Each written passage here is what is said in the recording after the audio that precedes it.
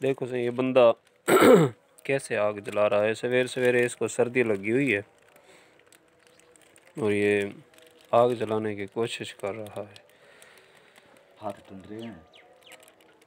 सर्दी से हाथ इसके काम नहीं कर रहे, लेकिन फिर भी ये जुटा हुआ है, लगा हुआ है, कोशिश कर रहा है कि आग जल जाए। ऊपर से पानी,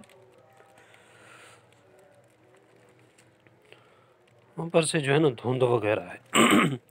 लकड़ियाँ गीली हो गई हैं, गैस ख़त्म हो गया है लकड़ियों का। लकड़ियों के अंदर भी गैस होता है जो इसको जलाता है, वो ख़त्म हो चुका है। ये आहिस्ता आहिस्ता आग जल रही है। इसने शापर को आग लगाई है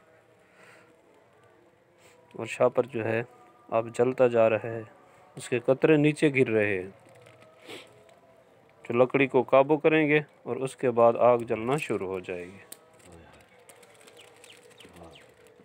कमाल कर दिया है भाई इसने तो।